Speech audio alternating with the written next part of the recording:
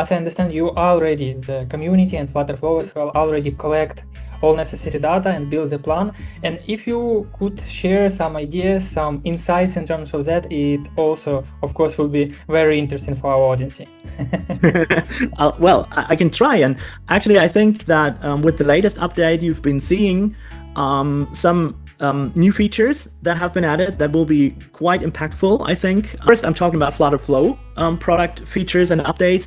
And there is also other products that are in the FlutterFlow ecosystem that are have been released very recently. So in FlutterFlow, you've been seeing, for example, in the last or most recent update, you've been seeing something that will change, I think, what people can build visually from the ground up, and that's shaders.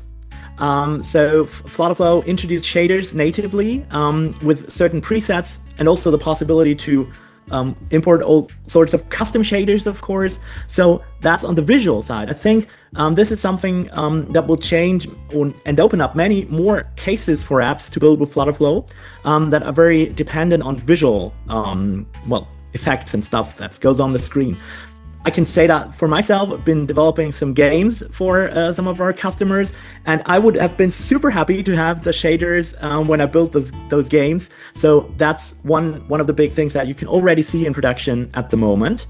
And the other thing is, I think, very impactful for those who are building larger scale apps or more complex projects, and that's app events.